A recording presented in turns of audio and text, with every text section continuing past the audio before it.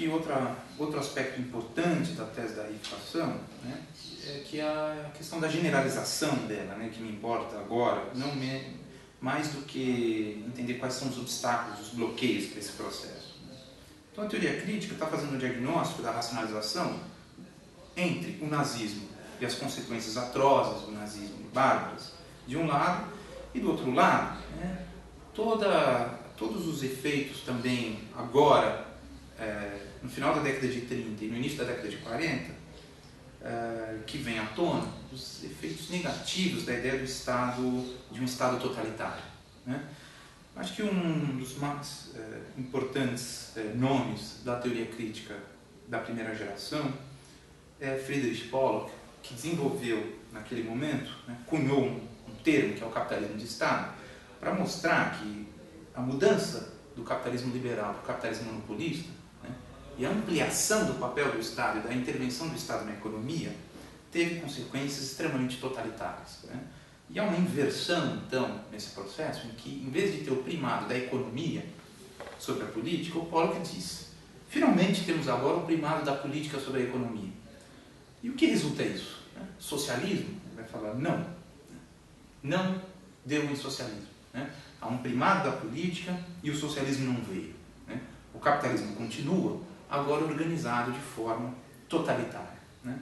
Então, o que isso significou para pensar não só o direito, mas as instituições de um modo geral? Né?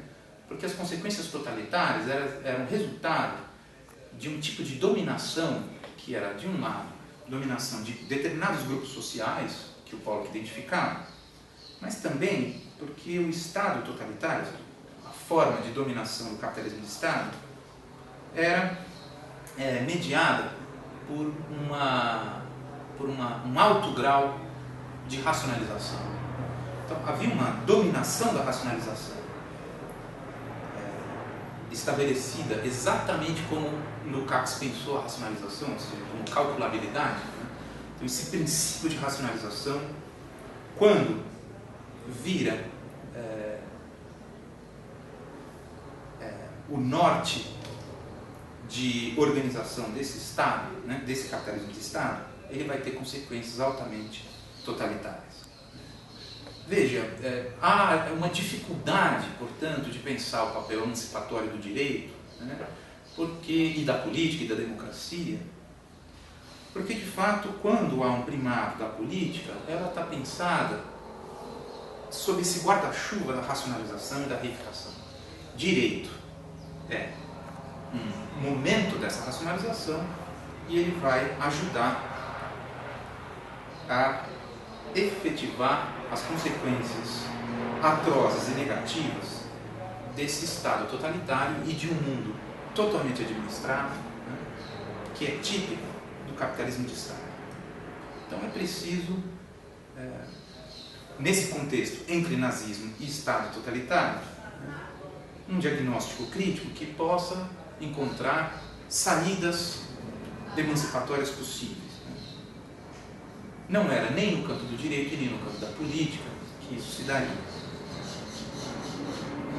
E aí, nossa segunda sessão.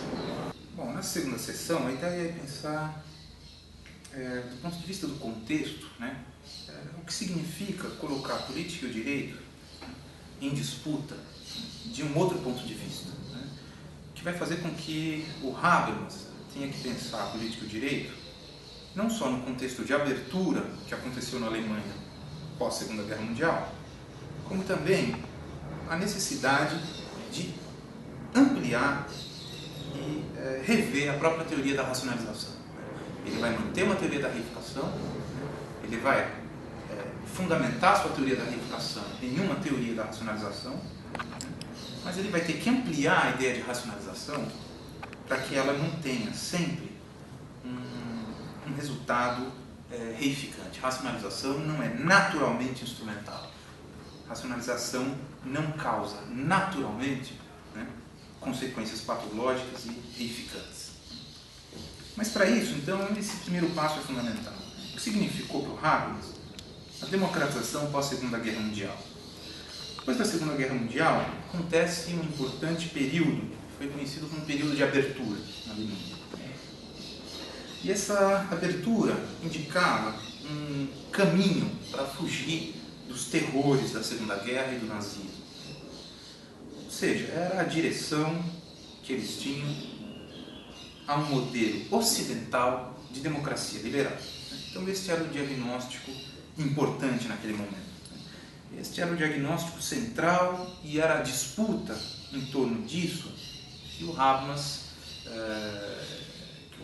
levou o Habermas a pensar mais sistematicamente o seu tempo. Isso significa final da década de 50, começo da década de 60. Né? Então, o que era a abertura? Né? A abertura implicava uma grande revisão filosófica e política, né? Tanto teórica como prática. Né? Significava pensar o projeto do Estado Democrático Alemão recuperando elementos do que seria um Ocidente ideal. Né? Do ponto de vista filosófico, do ponto de vista teórico, né? Ele dizia respeito a uma utopia baseada em uma imagem idealizada da Europa iluminista, né? Do esclarecimento. Né? Do esclarecimento como um espaço de deliberação pública e do Estado de Direito. Então, o horizonte da abertura, né, trouxe junto, né, uma relação entre teoria e prática muito peculiar, né, e muito diferente daquela vivida pelos autores, alguns dos autores da primeira geração. Não vou me referir aqui ao caso específico do Franz Neumann, que eu não teria tempo de tratar disso aqui, né, porque uma coisa era fazer isso no contexto do nazismo e no contexto das experiências totalitárias, né? Outra coisa não, né? Era saber que Auschwitz tinha ficado para trás, né? Ou poderia ficar para trás, né? Isso dependia de um projeto bem consolidado em direção à democracia. E é evidente que os referenciais teóricos e o tipo de discussão mudava muito. Né? Então, esse período que marcou fundamentalmente a obra de Habermas, né, era então extremamente diferente daquele da primeira geração. Qual era o horizonte? O horizonte real do diagnóstico era o da democratização. Mas ela tinha sempre um sentido muito específico, por isso que é preciso entender. E esse termo é cunhado para aquele período. Né? Trata-se de um tipo de ocidentalização normativa. Né? Ocidentalização normativa significa, claro, se atrelar àquele ocidente ideal, mas significava também um tipo de liberalização, né? Que tinha seus elementos do liberalismo econômico, também do liberalismo político. E essa liberalização caracterizava esses processos políticos depois da Segunda Guerra Mundial.